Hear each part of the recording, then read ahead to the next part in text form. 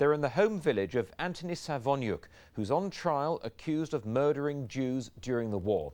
In Belarus, the jury, who can't be identified for legal reasons, are seeing where Savonyuk is alleged to have carried out the killings. Our correspondent, Mark Webster, is there.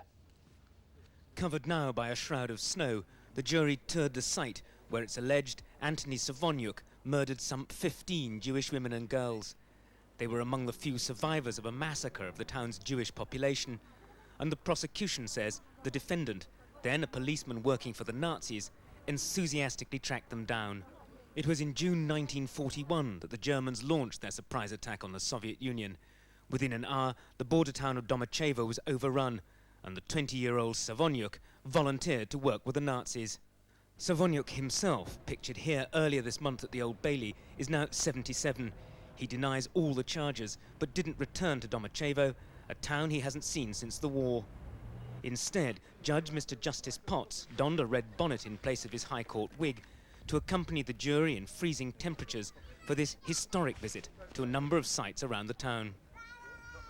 Fedor Zan, a childhood friend of the accused, showed the court where he said he'd watched Savonyuk murder the Jewish women.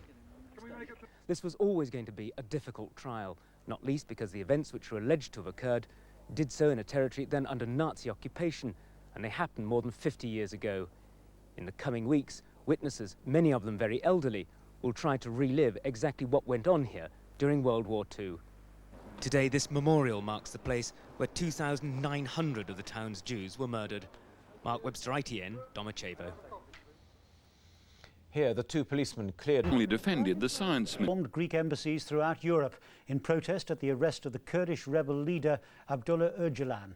About 50 protesters are still barricaded inside the embassy in London. They've been there since news broke of their leader's arrest in Kenya last night. Abdullah Öcalan is now facing terrorist charges in Turkey. Our World Affairs correspondent Duncan Kennedy is outside the Greek embassy in London.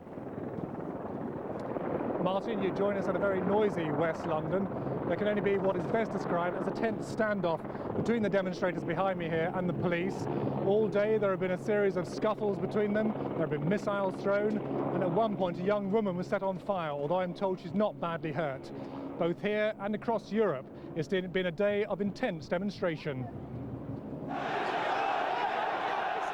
Noisy with frustration at the arrest of their leader, the Kurds of London today took their protest to the streets. Hundreds have massed outside the Greek embassy. At one point, a woman was set on fire. Police quickly moved in and she was later treated for burns. The police were at full stretch trying to keep the crowd back. The protesters say Öcalan should have been given political asylum by the Greeks. We didn't expect this thing to happen at all. I mean, we were expecting help and help from the European countries. Dozens of protesters earlier took over the Greek embassy. As police struggle to control the crowd outside, they say inside a caretaker being held is unhurt.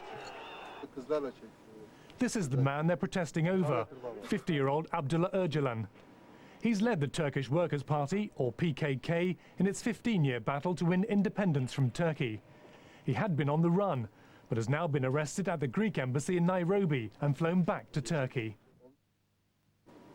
That arrest has produced city-by-city protests from Kurds across Europe. In Frankfurt, police had to spray the Kurds into retreat as they tried to reach the Greek consulate. Street battles followed, leaving a number of Kurds arrested. Across the border in France, there were similar scenes.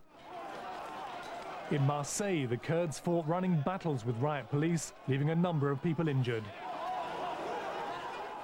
But the protesters were soon celebrating after managing to break inside the Greek consulate. Some of the worst violence was in the Greek capital, Athens. The passions were so intense, one Kurd set himself alight. He engulfed those around him in the flames. Police moved in to douse the blaze. He was later taken away to hospital. In complete contrast, there have been street celebrations in the Turkish capital of Ankara at the arrest of Öcalan, who they regard as a terrorist. The Prime Minister, Bülent Ecevit, said the Turkish state was honouring its promise to the mothers of soldiers killed fighting the PKK. Öcalan now faces trial and possible execution, but but that itself may provoke even more violence in a dispute that has already cost the lives of nearly 30,000 people. Back now to the Greek embassy in London. Duncan Kennedy's there. Duncan, what exactly is happening now?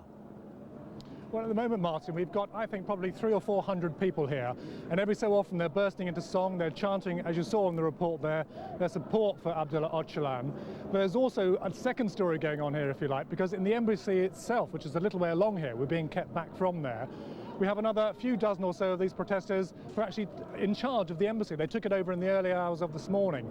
As you also heard in my report there, they are holding this caretaker. They're not calling him a hostage, they're just saying that they are holding him, although they're not releasing him at the same time. The police say they are in contact with these people inside the embassy and that the man is perfectly safe, but he's not being allowed to go at the moment. Is it likely to all end tonight, or could it go on for some time? It's very hard to tell. These people are in very desperate mood. As soon as the word spread throughout the day that Öcalan had been arrested and sent back to Turkey, the numbers here and in those other capitals, as you've seen around Europe, have grown. There's been some violence here, some violence across Europe, as you've seen. And I think what's going to happen next depends on the Turkish authorities. We've had the Turkish Prime Minister there saying that he will stand trial and possibly, because they regard him as a terrorist, they will execute him. Now, given the already tense situation amongst the Kurds, between the Kurds and the Turkish authorities, that could lead to other trouble in other capitals, including here in London. At the moment, Martin, it's very difficult to tell which way it's going to go. Duncan, thanks very much. The French yachtswoman Isabelle fox hunting say they now have proof that the sport causes fatal stress levels in the foxes. A vet who examined a fox which escaped from a hunt in Sussex says that without emergency treatment it would have died of shock. The Countryside Alliance says the stress could have been caused by the people who took it to the vet. This is the fox that got away and lived to tell the tale. About 18 months old and the size of a terrier, it was no match for the hounds that dragged it down on Upperton Common near Petworth. Hunt saboteurs disrupting the Chiddingfold, Leconfield and Cowdray hunt distracted the hounds and the fox bolted down a rabbit hole. A policeman lent his helmet to plug the hole until a cage was brought and the fox taken to a vet.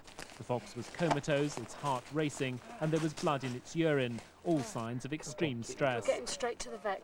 It was in a life-threatening state. The animal was so profoundly shocked that without prompt treatment, it would have died. But the bite wounds to the hind legs were not life-threatening. It was purely the shock that was life-threatening. It's because the fox escaped directly from the hunt into this hole and was found by a vet to be suffering such extreme stress that this case is significant. It also goes straight to the heart of the bitter controversy that followed publication of the Bateson report on stag hunting 2 years ago. Professor Patrick Bateson of Cambridge University found that hunted stags suffered what he described as unacceptable levels of stress. It now seems that hunting may inflict similar trauma on foxes too. This is the first case that we've ever had, as far as I know. And so from that point of view, it's important to have some hard evidence rather than just simply emotion. And that's what we need in these hunting debates, clear cases. Hunting organisations say only disruption by saboteurs stops hounds from making a clean kill. They say it wasn't the hunt that stressed the West Sussex fox, but handling by humans. The fox, named Copper after the officer whose helmet briefly sheltered him, is gradually recovering. He'll be released shortly in an area where the hunt is not welcome. Robert Piggott, BBC News, West Sussex. The Northern Ireland Assembly has voted by an overwhelming majority. Affairs correspondent John Silverman reports from there. In the footsteps of the Nazis, a British jury relives the horrors of the Second World War. After a week at the Old Bailey, they were suddenly face to face with Belarus in deep winter. Near this monument, the defendant, Antony Savoniuk, is alleged to have murdered 15 Jewish women with a submachine gun. The Crown say his accuser is this man, Fedor Zan. Mr. Zan showed the court where he was standing when he says he saw the killings, but he gave no evidence today. Mr. Justice Potts, in the red hat, is one of the most senior judges sitting at the Old Bailey. Today, his alpine clothing gave the proceedings a surreal air, but he maintained a firm control throughout. No British jury can have found itself in such bizarre circumstances. Sub-zero temperatures, the constant scrutiny of local townspeople, and the haunting memory of events which happened here more than half a century ago. During the war, this track was known as the Road of Death. Along this route, Jews were taken to the sandhills to be shot. The 8 men and 4 women of the jury gained their own impressions. The townspeople of Demarchevo had never seen anything like it.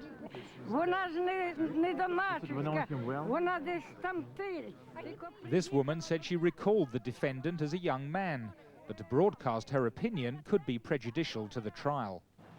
Antony Savoniuk himself stayed in London. He'll return to the Old Bailey next week when the hearing resumes. In Demarchevo, the court went to all the locations considered central to this case. After studying maps and photos in London, this was history brought to life. The jury will now have several weeks to ponder on all that they saw here. John Silverman, BBC News, Demarchevo in Belarus.